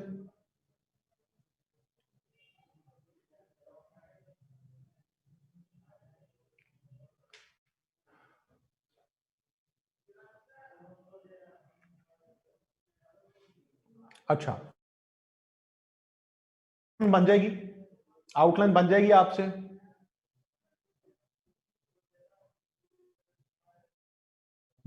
बना लेंगे आउटलाइन और थीसिस स्टेटमेंट। अच्छा, अब इसमें आपने क्या, अब मैं ब्रीफली इसको डिस्कस करता हूं, हमारे पास टाइम कम है, उसके बाद हम आप आगे मूव करते हैं। बताना है जी दुनिया कैसे इस ग्लोबल विलेज में इकट्ठी रह रही है। अभी जो हम थोड़ी देर पहले सारी बात कर रहे थे वो सारी की सारी बातें इसके अंदर आनी है। सबसे पहले आप बताएंगे कि किस तरह दुनिया आज इंफॉर्मेशन टेक्नोलॉजी के थ्रू आपस में इकट्ठी रह रही है, कैसे दुनिया आपस में ट्रेड कर रही है। सबसे पहले इकोनॉमिक पर्सपेक्टिव से देख लें, कैसे दुनिया आपस में आज इंटरडिपेंडेंस है दुनिया की थ्रू ट्रेड, एक दूसरे के ऊपर डिपेंडेंस, फ्री ट्रेड। कैसे दुनिया आज, दुनिया में जो मसाइल जो चल रहे हैं, डिस्प्यूट्स चल रहे हैं, उनकी कैसे पॉलिटिकल जो है वो कॉन्फ्लिक्ट रेजोल्यूशन मैकेनिज्म जो आप दुनिया के अंदर आपको नजर आ रहे हैं, कैसे यूनाइटेड नेशंस एक रोल प्ले कर रहा है दुनिया के अंदर कॉन्फ्लिक्ट्स को रिजॉल्व करने में, ठीक है, कैसे पीस ट्रीटी साइन हो रही है दुनिया के अंदर पॉलिटिकल इश्यूज को रिजॉल्व करने में, कैसे आईएमएफ और वर्ल्ड बैंक जो है वो इकोनॉमीज को सस्टेन करने की कोशिश कर रहे हैं, दुनिया के अंदर इकोनॉमिक प्रॉस्पेरिटी के लिए काम कर रहे हैं, ठीक है, किस तरह से इंफॉर्मेशन टेक्नोलॉजी, ई कॉमर्स, ई हेल्थ सिस्टम, ई एजुकेशन, किस तरह से ये लोगों को आपस में इकट्ठा कर रही हैं। आप ये भी वर्कशॉप सुन रहे हैं, ये ग्लोबल विलेज ही तो है, किस तरह इंफॉर्मेशन टेक्नोलॉजी ने लोगों को इकट्ठा कर दिया। उसके बाद जितने ये कल्चरल इवेंट्स होते हैं, स्पोर्ट्स गालाज होते हैं, ये पीएसएल हो गया, आईपीएल हो गया, वर्ल्ड कप हो गया, उसके बाद ये कॉन्फ्रेंस, इंटरनेशनल कॉन्फ्रेंसेस हो गई, उसके बाद आपकी ये एजुकेशनल कॉन्फ्रेंसेस हैं, और ये सारी चीजें आपकी उसमें आ जाएंगी कि किस तरह से दुनिया जो है वो इकट्ठी है। अब मैं इस पर डिटेल में इसलिए बात नहीं कर रहा, ये कोई इस पे ऐसे रॉकेट साइंस नहीं है जो आपको नहीं आते पॉइंट्स, मैं सिर्फ आपको एक ओवरव्यू दे रहा हूँ कि ये चीजें आएंगी इसमें।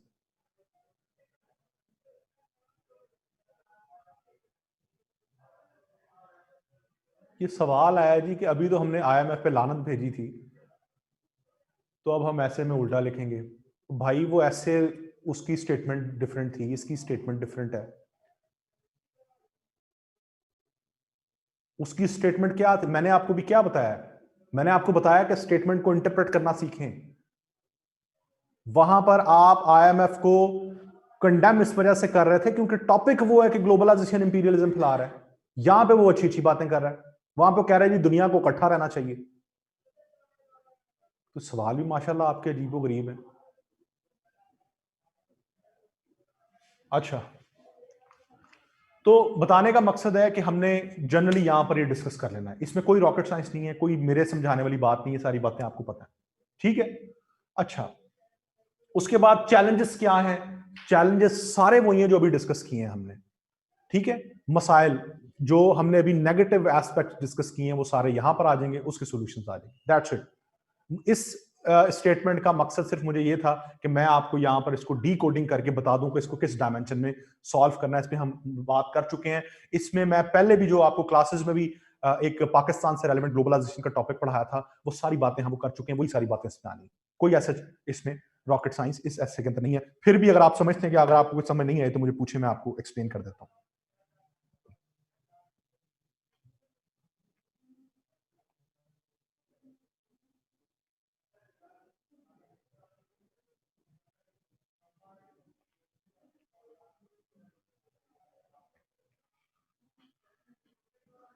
अच्छा जी, ये कुछ स्टूडेंट्स टूरिज्म का कह रहे हैं, डिजिटल रेवोल्यूशन का कह रहे हैं, ये दोनों हम कर लेते हैं।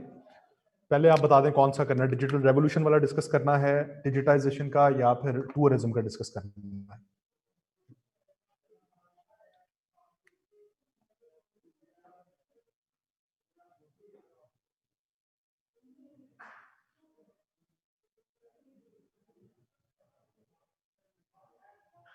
अच्छा जी, चलें टूरिज्म पहले डिस्कस करते हैं, उसके बाद हम डिजिटाइजेशन डिस्कस कर लेते हैं।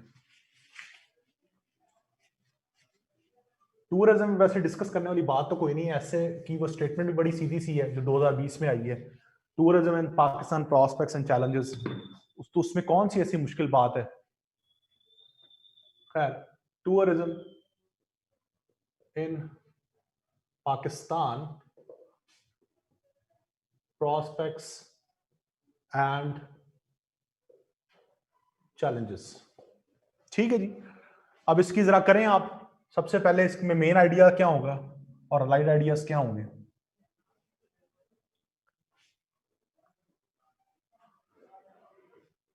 मेन आइडियाज और अलाइड आइडियाज क्या हो सकते हैं जी इसमें।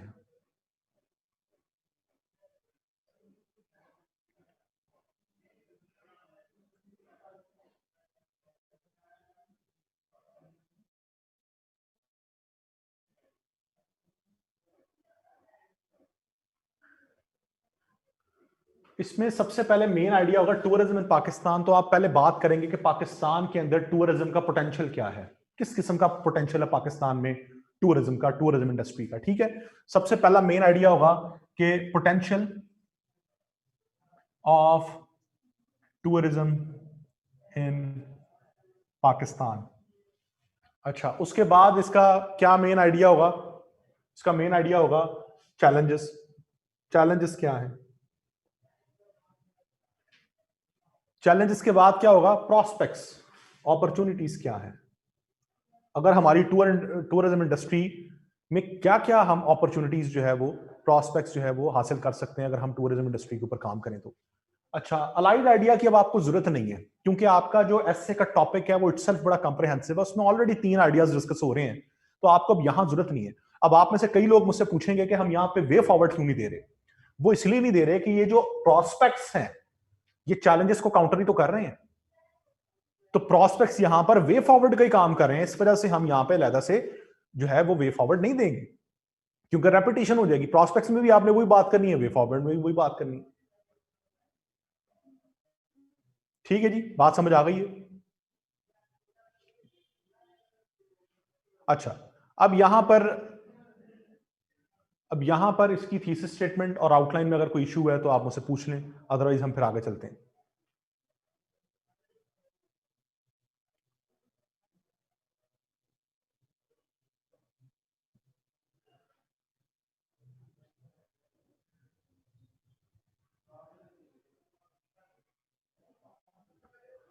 अच्छा जी, हम आगे बात करते हैं कि अब आप ये बताएं कि पोटेंशियल किस किस्म का टूरिज्म का पाकिस्तान में, पाकिस्तान में किस किस्म का पोटेंशियल है टूरिज्म का? पाकिस्तान में सबसे बड़ा पोटेंशियल है टूरिज्म का कि पाकिस्तान के जो नेचुरल ब्यूटी है, पाकिस्तान के लैंडस्केप, पाकिस्तान के नॉर्दर्न एरियाज, ये सबसे बड़ी टूरिज्म इंडस्ट्री का पाकिस्तान में पोटेंशियल है। ठीक है, पाकिस्तान के जो लैंडस्केप है, पाकिस्तान की जो नॉर्दर्न एरियाज की ब्यूटी है, वो पाकिस्तान के ग्लेशियर्स, ये पाकिस्तान का टूरिज्म का पोटेंशियल है। पाकिस्तान में कल्चरल डाइवर्सिटी, ये पाकिस्तान में जो है टूरिज्म को बहुत अट्रैक्ट करती है। 4 सूबे हैं पाकिस्तान के, चारों सूबों के जो है मुख्तलिफ कल्चर है, मुख्तलिफ सोसाइटल नॉर्म्स हैं, मुख्तलिफ फूड्स हैं। ठीक है, उसके साथ साथ रिलीजियस टूरिज्म, करतारपुर बॉर्डर, उसके बाद आप अभी जो इस्लामाबाद में मंदिर बना रहे हैं, उसके बाद जो रिलीजियस श्राइन्स हैं, यहाँ पर जो दरबार हैं, यहाँ पर लोग पूरी दुनिया से आते हैं विजिट करने। रिलीजियस टूरिज्म का पोटेंशियल है पाकिस्तान में। ठीक है, पाकिस्तान में नेशनल मॉन्यूमेंट्स हैं, जैसे मीनार पाकिस्तान है पाकिस्तान में, उसके बाद मज़ार कायद है, इलामा इकबाल का मज़ार है, उसके बाद हिस्टोरिकल मोनूमेंट जिसमें शाही किला है, उसके बाद किला दिलावर है, जो हमें कॉलोनियल ईरा की जो है वो याद दहानी करवाते हैं, कॉलोनियल हिस्ट्री की जो है वो हमें पूरी वो चीज़ें सारी दिखाते हैं। हेरिटेज टूरिज्म है, ये सारी चीज़ें क्या आएंगी? ये सारी चीज़ें पाकिस्तान के अंदर आएंगी कि पाकिस्तान में टूरिज्म का किस किस्म का पोटेंशियल है। ठीक है, इसमें कोई ऐसी बात जो आपको ना पता हो या कोई ऐसी मुश्किल बात तो कोई भी नहीं है इसमें। ठीक है, अच्छा, इसके बाद हम आगे बात करते हैं कि चैलेंजेस क्या हैं। चैलेंजेस, सबसे बड़ा टूरिज्म को चैलेंज ये है कि पाकिस्तान के अंदर टेररिज्म है, लोग डरते हुए नहीं आते यहाँ पर पाकिस्तान। और फिर ये है कि रिलीजियस इंटॉलरेंस है काफ़ी, तो हम ये एक्सपेक्ट नहीं कर सकते कि यहाँ से दूसरे मुल्कों से, ख़ास तौर पे यूरोप से लोग इधर आएँ और वो अपना कल्चर इधर लेके आएँ, और वो वही जो हमारे कल्चरल नॉर्म्स के खिलाफ है वो अगर इधर चीज़ें करेंगे तो वो टॉलरेट नहीं की जाएंगी। यहाँ पर हमारे मुल्क में रिलीजियस इंटॉलरेंस बहुत ज़्यादा है। ठीक है, उसके बाद हमारे मुल्क में इंफ्रास्ट्रक्चर का मसला है, जो नॉर्दर्न एरियाज है, ख़ास तौर पर जो टूरिस्ट प्लेसेस हैं, उनमें वहाँ पे इंफ्रास्ट्रक्चर डेवलप नहीं है, वो फैसिलिटीज वहाँ नहीं हो रही इनकी। खास तौर पे जो श्राइन्स हैं, उसके बाद नेशनल मॉन्यूमेंट्स हैं, हिस्टोरिकल मॉन्यूमेंट्स हैं, वो अब शाही किला को आप देख लें कि हालात क्या है वहाँ पर, डेटिंग पॉइंट्स बन चुके हैं। वो जो असल एसेंस है चीजों का, वो खत्म होता जा रहा है, और वो बिल्कुल ही एक उसकी इन टूरिस्ट प्लेसेस का, चाहे वो नेशनल मॉन्यूमेंट्स हैं, हिस्टोरिकल मॉन्यूमेंट्स हैं, तो इस वजह से मेंटेनेंस नहीं है उनकी। उसके बाद कोई ऐसा आपके पास मिनिस्ट्री नहीं है, जो मिनिस्ट्रीज हैं, हेरिटेज मिनिस्ट्री है आपकी, टूरिज्म मिनिस्ट्री है, वो भी ऐसा कोई ऐसा काम नहीं कर रही। फिर उस सबसे बड़ी बात यह है कि आपकी ये जो टूरिज्म इंडस्ट्री है ये सूबों के पास है, और सूबों की आपस में कोऑर्डिनेशन नहीं है, क्योंकि सूबे आपके एथनिक बेसिस के ऊपर डिवाइडेड हैं, और आपस में, और जो सूबे हैं उनमें मुख्तलिफ हुकूमतें हैं, और वो आपस में कोऑर्डिनेट नहीं करती, इंटरेक्ट नहीं करती, टूरिज्म को स्पॉन्सर नहीं करती, टूरिज्म को सपोर्ट नहीं करती। तो ये इस किस्म के मसाइल हैं टूरिज्म सेक्टर में आपके, ठीक है। फिर ये है कि आपके वीजा पॉलिसी इतनी स्ट्रॉन्ग सख्त है कि आप जैसे सुपर पावर हैं। जो अमेरिका की इस टाइम वीजा पॉलिसी है, जो अमेरिका ने बड़ी सख्त रिस्ट्रिक्शंस रखी हुई हैं वीजा के ऊपर, वही आपने रखी हुई हैं। एक तो अव्वल वैसे ही लोग आपके डरते मुल्क में नहीं आते, ऊपर से आपने वीजा पॉलिसी अमेरिका वाली रखी हुई है अपनी, तो वो जो है वो सारी ये इन मामला की वजह से आपके लोग जो है वो टूरिज्म की वजह से आने से डरते हैं। मैं ये अक्सर एक वाकया भी सुनाता हूँ। मेरा एक दोस्त है, वो जर्मनी में होता है, वो क्रिश्चियन है वो, तो उसकी वहां पर उसकी शादी हुई जर्मन लड़की के साथ, वो पाकिस्तानी क्रिश्चियन है। तो वो पहली दफा जब बेचारा एयरपोर्ट उतरा वापस अपनी बेगम को लेकर, बड़े शौक से पाकिस्तान दिखाने आया कि आओ मैं तुम्हें पाकिस्तान दिखाता हूँ। वो जर्मन थी, तो उसको यहाँ पे एजेंसियों ने पकड़ लिया एयरपोर्ट पे, और एजेंसियों ने पकड़ के उसको जरा साइड पे लेके गए, तो थप्पड़ मारे कि तुम ये बताओ कि तुम्हारी बीवी कैसे है, हमें तो ये यकीन नहीं आ रहा कि ये तुम्हारी बीवी है। तो बेचारे को उस वो दिन है और आज का दिन है, वो वापस पाकिस्तान ही नहीं आया उसके बाद। तो इस तरह से तो आप जब हरास करते हैं लोगों को, और आपकी जो इंटेलिजेंस एजेंसीज हैं, तो ये सारी चीज़ें फिर इस तरह के फैक्टर्स आते हैं जिसकी वजह से लोग डरते हैं आपके मुल्क में आने से, और आपके मुल्क में टूरिज्म नहीं आता। खैर, अच्छा, इसके बाद जी, इसके बाद हम बात करते हैं कि जी इसके सॉल्यूशंस क्या हैं। सॉल्यूशंस के यही हैं जी, सबसे पहले तो आपके पास स्ट्रॉन्ग एक पॉलिसी होनी चाहिए, टूरिज्म पॉलिसी, टूरिज्म को सपोर्ट करने के लिए, और उस पॉलिसी की इम्प्लीमेंटेशन के लिए आपके पास स्ट्रॉन्ग बॉडीज हों, इंटरनेशनल नेशनल ऑर्गेनाइजेशंस हों, जो उस टूरिज्म की जो पॉलिसी बन रही है उसको इम्प्लीमेंट कर सकें। उसके बाद आप अपनी वीज़ा पॉलिसी को लीनियंट करें। पाकिस्तान के अंदर मैं अक्सर बात जब इकोनॉमी का टॉपिक पढ़ा रहा होता हूँ उसमें करता हूँ कि पाकिस्तान में टूरिज्म का पोटेंशियल इतना है कि आप एक साल में $40 अरब कमा सकते हैं। $40 अरब आप सिर्फ टूरिज्म इंडस्ट्री से कमा सकते हैं। तो इसके लिए आपको अपनी वीज़ा पॉलिसी लीनियंट करनी होगी, आपको इंफ्रास्ट्रक्चर डेवलप करना होगा, उससे भी सबसे बड़ी बात कि आपको सिक्योरिटी सिचुएशन बेहतर करनी होगी। अब बलूचिस्तान में ऐसी बहुत सी जगह हैं जो बड़ी खूबसूरत हैं देखने वाली, लेकिन वहाँ कोई आम आदमी जा ही नहीं सकता। तो सिक्योरिटी सिचुएशन बेहतर करनी होगी आपको, वहाँ पर रिजॉर्ट्स, होटल्स बनाने होंगे। उसके बाद आपको अपनी जो मेंटेनेंस करनी होगी, ख़ास तौर पे जो ये मोनूमेंट्स हैं, हिस्टोरिकल मोनूमेंट्स हैं और ये सारी चीज़ें, इनके ऊपर काम करना होगा। ठीक है, तो ये एक जनरल सा आपका टॉपिक है, ये आसान टॉपिक है। मैं ज़ाती तौर पे समझता हूँ कि इसके लिए आपको कोई बुकिश नॉलेज होना ज़रूरी नहीं है। अगर आपका एक्सपोजर बहुत ज़्यादा है, अगर आप घूमते फिरते रहते हैं, तो मेरा ख्याल है ये ऐसे आप बड़ा आसानी से अटेम्प्ट कर सकते हैं। मेरा एक स्टूडेंट मुबीन है, मैं उसके साथ लास्ट टाइम जब अभी वो उसने पेपर्स में अपीयर होना था, तो मैं उससे यही डिस्कस कर रहा था। उसने मुझसे यही पूछा कि एक्सपेक्टेड है इस दफ़ा टॉपिक, तो एक्सपेक्टेड ही था 2020 में। तो उसने कहा कि मैं ये टॉपिक करूँगा, क्योंकि उसका काफ़ी एक्सपोजर था, वो पाकिस्तान भी काफ़ी घूमा है, फिर वो बाहर भी काफ़ी घूमा है। उसने ये बड़ा अच्छा ऐसे अटेम्प्ट किया और उसका पास है ये ऐसे। तो हालांकि बहुत से लोग इस ऐसे में फेल हुए हैं, इसमें कोई ऐसे फेल होने वाली बात नहीं थी, बड़ा आसान ऐसे था ये। तो मेरा ख्याल है कि इस तरह के एसेस जो होते हैं, इसमें आपका एक्सपीरियंस ज्यादा मैटर करता है, ना कि आपकी कोई बुकिश नॉलेज मैटर करता है। ठीक है, और इस तरह के एसेस अटेम्प्ट करने चाहिए। खैर, अगला टॉपिक जी, कौन सा आप लोग कह रहे थे?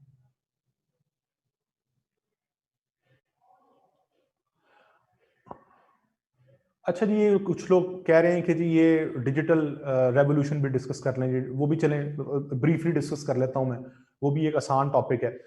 अभी ये 2020 में टॉपिक आया था कि जी इस Pakistan ready for digital revolution. ये तो मेरा ख्याल मैंने कुछ क्लासेस के अंदर डिस्कस भी कुछ स्टूडेंट्स के साथ किया था।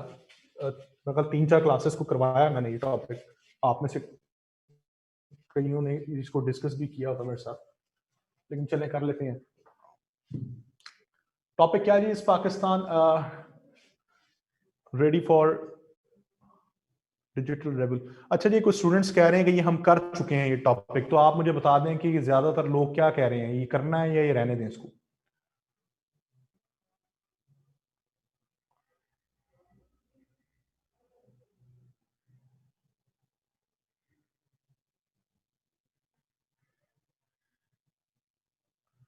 अच्छा जी, देखें, न्यू वॉर वाला मैंने वो new war fronts lion economic zones वाला भी करवा चुका हूँ मैं, ये भी करवा चुका हूँ। तो हाँ, अच्छा चलें एक और हम टॉपिक कर लेते हैं। वो टॉपिक है जी, बहुत इंपॉर्टेंट टॉपिक है इस दफा के लिहाज से, creation of new provinces in Pakistan prospects and challenges, ये इंपॉर्टेंट है। ये भी कर लिया है तो फिर पीछे रह कौन सा जाता है? यही तो इंपॉर्टेंट एसेज हैं सारे, इस दफा भी एक्सपेक्टेड है। ये कर लिया हुआ आपने? नहीं किया जी, काफी लोग कह रहे हैं नहीं किया। इसको डिस्कस कर लेते हैं। Creation of new provinces in Pakistan, prospects and challenges. अच्छा जी, जब भी ऐसे मैं डिस्कस करता हूं तो मैं स्टूडेंट से सबसे पहले उनका पॉइंट ऑफ व्यू पूछता हूं कि आप क्या समझते हैं कि पाकिस्तान में सूबे जो है वो बनने चाहिए या नहीं बनने चाहिए। ठीक है, पाकिस्तान के अंदर जो है वो सूबे बनने चाहिए, पाकिस्तान की जरूरत है सूबे बनना, लेकिन वो सूबे एडमिनिस्ट्रेटिव बेसिस पे बनने चाहिए, वो एथनिसिटी बेस पे नहीं बनने चाहिए। पाकिस्तान का मसला ये रहा है कि हम एथनिक बेसिस के ऊपर डिवाइड हुए हुए हैं, हम एथनिसिटी की बेस के ऊपर डिवीजन्स का शिकार हैं। तो आपके जो सूबे हैं वो भी एथनिसिटी की बेस पे हैं। पंजाब में पंजाबी रह रहे हैं, बलूचिस्तान में बलूची रह रहे हैं, सिंध सिंधियों का है, केपी पठानों का है। तो बताने का मकसद है कि आप तो एथनिक बेसिस पे डिवाइड हैं, आपके एथनिक बेसिस पे सूबे हैं। और जब एक मुल्क के अंदर सूबे एथनिक बेसिस पे डिवाइड होते हैं तो मुल्क नेशनल डिसइंटीग्रेशन की तरफ फैलता है। ठीक है, वहां नेशनल डिसइंटीग्रेशन फैलती है। तो पाकिस्तान के अंदर नागुजीर है, इंपॉर्टेंट है, बड़ा जरूरी है सूबे बनाना, लेकिन वो सूबे एडमिनिस्ट्रेटिव बेसिस पे बनने चाहिए। ठीक है, अच्छा अब आप जरा बताएं इसमें मेन आइडियाज और अलाइड आइडियाज क्या होंगे।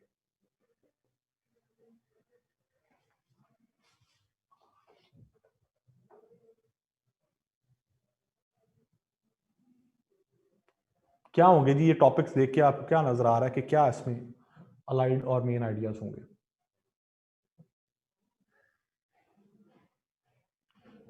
सबसे पहला मेन आइडिया होगा कि why is creation of new provinces important for Pakistan. सूबे क्यों बनने चाहिए? ठीक है, सूबे बनाना क्यों जरूरी है? व्हाई?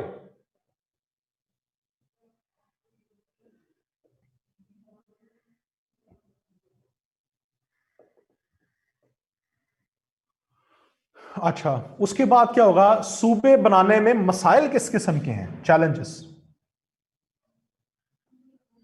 और अगर सूबे बनते हैं पाकिस्तान में तो पाकिस्तान में किस किस्म की अपॉर्चुनिटीज जो है वो आएंगी? अपॉर्चुनिटीज,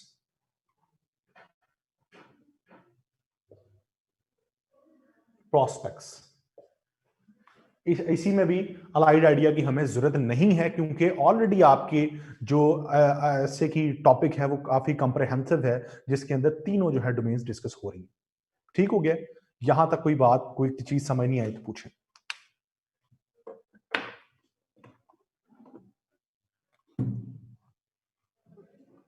अच्छा, इसकी थीसिस स्टेटमेंट और आउटलाइन जो है वो बन जाएगी। चलें थीसिस स्टेटमेंट्स की बना लेते हैं।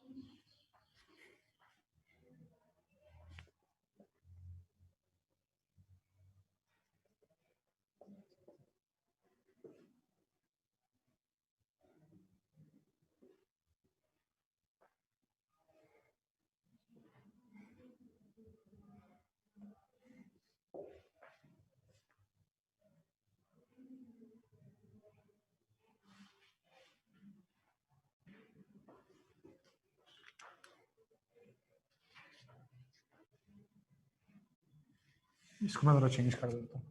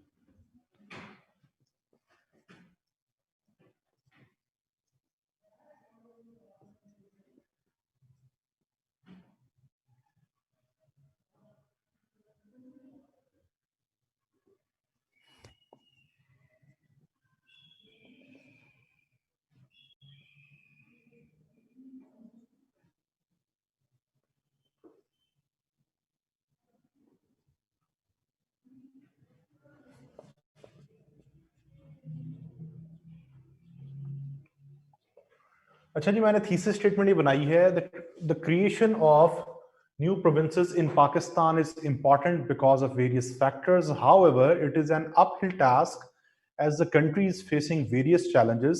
If implemented in an effective manner, it would bring nationwide prosperity in the country. ठीक है, इसमें आप देखेंगे कि creation of new provinces is important, ये पहला पॉइंट आ गया, और कंट्रीज फेसिंग वेरियस चैलेंजेस, ये दूसरा पॉइंट आ गया, और ये तीसरा आ गया कि अगर हम इसको इफेक्टिव मैनर में इंप्लीमेंट करते हैं तो ये प्रॉस्पेरिटी लेके आएगा पाकिस्तान में प्रॉस्पेक्ट्स।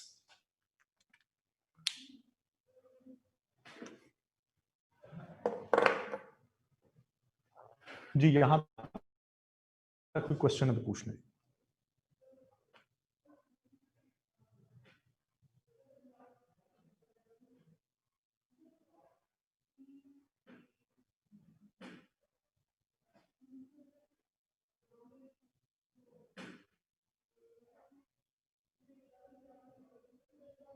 जी, यहां तक लिख लिया जी सबने, किसी का क्वेश्चन? नहीं जी, हम इसके अगेंस्ट नहीं जा सकते, हम इसके अगेंस्ट नहीं जा सकते।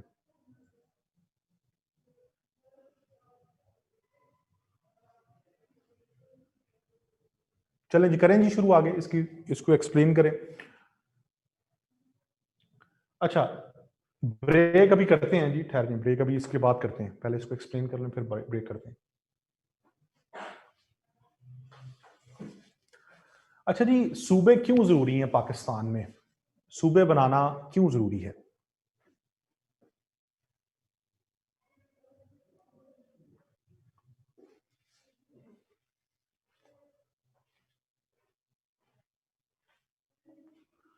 सूबे बनाना जी पाकिस्तान में इसलिए जरूरी है कि पाकिस्तान की इस टाइम 22 करोड़ आबादी है, और 22 करोड़ आबादी को मैनेज करना, एडमिनिस्ट्रेट करना 4 सूबों के बस की बात नहीं है।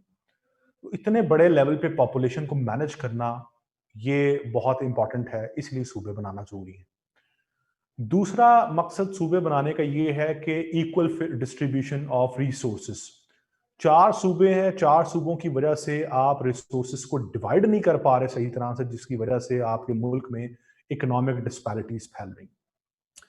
तीसरी वजह ये है, इंपॉर्टेंट है सूबे बनाने के लिए, वो ये है कि आपके सूबे में ये रिसोर्सेज या अपने हकूक ना मिलने की वजह से बहुत से डिसग्रंटल्ड फैक्शंस हैं, नाराज फैक्शन हैं, जो लोग इस टाइम नाराज हैं आपकी गवर्नमेंट से, हुकूमत से, आपकी रियासत से, कि उनको हकूक नहीं मिल रहे, और वो फिर आपके खिलाफ जो है वो एंटायर स्टेट जो है वो तहरीकें चलाते हैं, जिसमें आप पीटीएम को किसी हद तक कह सकते हैं, जिसमें आप बलूचिस्तान लिबरेशन आर्मी को कह सकते हैं, फिर आप रियासत मुखालिफ जो है वो जितने भी तहरीकें चल रही हैं उनको कह सकते हैं।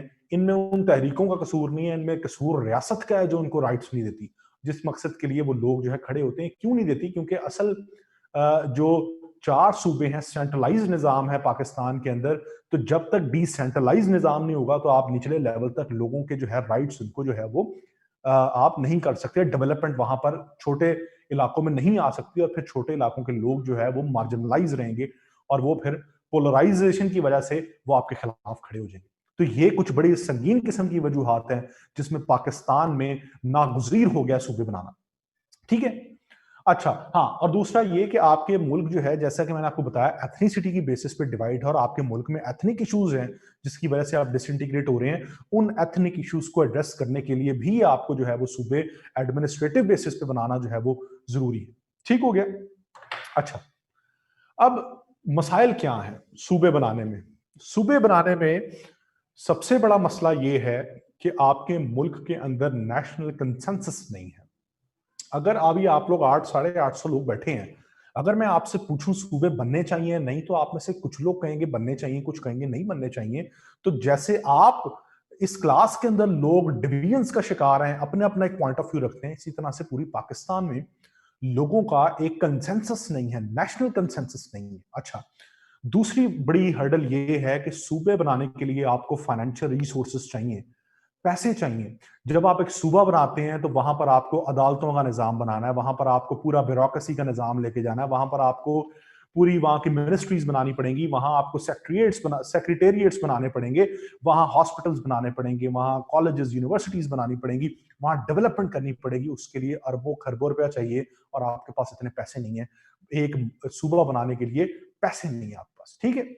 अच्छा, इसके बाद ये है कि इससे भी बड़ा मसला ये कि आपके मुल्क में आज भी शुरू दिन से आप एक फ्यूडलिज्म का शिकार हैं। आपका मुल्क में फ्यूडल लॉर्ड्स आपके मुल्क की पॉलिटिकल सिस्टम को जो है वो हाईजेक किए हुए हैं। आज वो फ्यूडल लॉर्ड्स बड़े बड़े कैपिटलिस्ट इंडस्ट्रियलिस्ट बन चुके हैं, ठीक है। ये जो फ्यूडल लॉर्ड्स है ना, जो कैपिटलिस्ट लोग हैं, ये मुख्तलिफ पॉलिटिकल पार्टीज में आपको मिलेंगे। हर पॉलिटिकल पार्टी में ये फ्यूडल्स बैठे हुए हैं, कैपिटलिस्ट तबका बैठा हुआ है। ये कभी भी नहीं चाहता सूबे बने, क्योंकि ये अपने अपने कंसर्न सूबों में सबसे ज्यादा पावरफुल लोग होते हैं। ये कभी भी नहीं चाहते कि सूबे बने। इन्हें पता है कि आज अगर सूबे बन गए तो हमारी तो उस सूबे में पावर खत्म हो जाएगी। लेट सपोज पंजाब की बात कर लेते हैं, तो पंजाब में पीटीआई को देख लें, पीएमएलएन को देख लें, इसमें इनकी जो लीडरशिप्स हैं सारी, ये कौन है? सारे फ्यूडल्स ही तो हैं। और अगर आज आप पंजाब के 4 हिस्से करने की या 5 हिस्से करने की बात करते हैं, तो क्या ये तस्लीम करेंगे? ये खुद नहीं चाहते, क्योंकि इनकी आज ये इतने बड़े सूबे को रूल कर रहे हैं, तो ये कैसे चाहेंगे कि उसके हिस्से हो जाए? तो आपकी जो नैनो पॉलिटिकल एलीट है वो इस हक में नहीं है कि आपके मुल्क में सूबे बने। इसी तरह से आपकी जो पॉलिटिकल पार्टीज हैं, आपके मुल्क में एक पॉलिटिकल पार्टी भी नहीं है जो एक नेशनल पार्टी हो। सारी प्रोविंशियल पार्टीज हैं। पीपल्स पार्टी सिंध में है, पीटीआई पंजाब में है, पीएमएलएन पंजाब में है, केपीके के अंदर एएनपी है, बलूचिस्तान की अपनी पार्टीज हैं। तो कैसे पीपल्स पार्टी आज चाहेगी कि सिंध के जो है आप 5 या 6 मजीद 7 सूबे बना दें? उनका तो वोट बैंक टूट जाएगा। कैसे आज पीएमएलएन या पीटीआई ये जो है वो चाहेंगे कि आप पंजाब के सूबे बना दें? उनका वोट बैंक सारा टूट जाएगा। तो ये मसाइल हैं बड़े संगीन किस्म के, जिसकी वजह से आपके मुल्क में सूबे नहीं बन पाते। अच्छा, इनसे भी सबसे बड़ा मसला वो ये कि आपका जो सूबा, आपने जो भी सूबा बनाना है वो कानून साजी के थ्रू ही बनाना है ना। आपको एक आइन में अमेंडमेंट करनी पड़ेगी। आप उस अमेंडमेंट के थ्रू सूबा बनाएंगे, तो आपके आइन में तो अमेंडमेंट हो नहीं सकती, क्योंकि आपके पास मेजोरिटी नहीं है किसी भी पॉलिटिकल पार्टी के पास। अभी आप देख रहे हैं कि नेशनल असेंबली में पीटीआई की मेजोरिटी है। वो मेजोरिटी भी ऐसे है कि 2-3 एमएनए इधर उधर हुए तो गई गवर्नमेंट, ठीक है। 1-2 इत्तेहादी इधर उधर गए तो फंस गई गवर्नमेंट, ठीक है। उसके बाद सेनेट में वो तो पीटीआई है ही नहीं, सेनेट में तो पीएमएल और पीपल्स पार्टी की गवर्नमेंट है। तो जब भी ये कानून साजी होती है, पहले वो नेशनल असेंबली से होकर फिर ऊपर जाती है सेनेट में। तो नेशनल असेंबली में तो किसी ना किसी तरह से चले, पीटीआई अगर 2/3 मेजोरिटी कर भी ले तो सेनेट में तो वोट नहीं मिलेगा उसे। तो फिर सूबे कहां पे कैसे बने? तो इसलिए सूबों का जो आपने सूबे बनाने हैं, उन सूबे बनाने के लिए आपको तरमीम करनी पड़ेंगी, और वो तरमीम के लिए आपके पास 2/3 मेजोरिटी नहीं है जो गवर्नमेंट है। और इसके बाद फिर आपकी जो नॉन डेमोक्रेटिक फोर्सेज हैं, उनके भी कुछ इंटरेस्ट हैं। वो भी मुल्क में नहीं चाहती कि डिसेंट्रलाइजेशन का निज़ाम आए। वो भी चाहते हैं कि मुल्क में एक सेंट्रलाइज निज़ाम रहे। तो ये बहुत संगीन किस्म की हर्डल्स हैं जिससे आपके सूबे आज तक बने नहीं है, और आइंदा भी आगे ऐसे कोई अभी तक उम्मीद तो नहीं है कि आपको सूबा ऐसे बनाएंगे, ठीक है। अच्छा, इसके बाद बात करते हैं कि प्रोस्पेक्ट्स क्या हैं अगर सूबे बनते हैं, तो पाकिस्तान के लिए क्या क्या अपॉर्चुनिटीज हैं। सबसे पहले तो ये कि सूबे बनते हैं तो पाकिस्तान में एक डेवोल्यूशन का कॉन्सेप्ट आएगा, डिसेंट्रलाइजेशन का कॉन्सेप्ट आएगा, डेवोल्यूशन ऑफ पावर का। पावर डिवॉल्व होगी, निचले लेवल तक लोगों को जो है वो इख्तियारात मिलेंगे। ह्यूमन राइट्स आपके जो है वो इंश्योर होंगे, लोगों को उनको जो बेसिक राइट्स हैं, फंडामेंटल राइट्स हैं, वो सही तरीके से मिलेंगे। और इससे भी सबसे बड़ी चीज कि जब आप सूबे बनाएंगे और डेवोल्यूशन ऑफ पावर का कॉन्सेप्ट आएगा, आपका पॉलिटिकल सिस्टम मैच्योर होगा। क्योंकि निचले लेवल तक जब इख्तियारात जाएंगे, तो निचले लेवल तक एक आम आदमी खुशहाल होगा। एक आम आदमी फिर पॉलिटिकल सेटअप में आएगा। आपके आज तक तो पॉलिटिकल सेटअप में कोई मिडिल क्लास आदमी या एक आम आदमी की जो कभी कोई जगह नहीं बनी आपके पॉलिटिकल सिस्टम में। अभी तक वो फ्यूडल लॉर्ड्स वगैरह और वो सारे डोमिनेट करते आए हैं। वो जो फ्यूडल लॉर्ड्स, उनकी पावर खत्म होगी, एक मिडिल क्लास तबका जो है वो ऊपर आएगा। जब सूबे बनेंगे तो जो छोटे सूबे हैं, छोटी जो अंडर डेवलप्ड रीजन हैं, वो डेवलप होंगे। वहां पर लोगों को तालीम मिलेगी, वहां पर लोगों को रोजगार मिलेगा, एम्प्लॉयमेंट मिलेगी।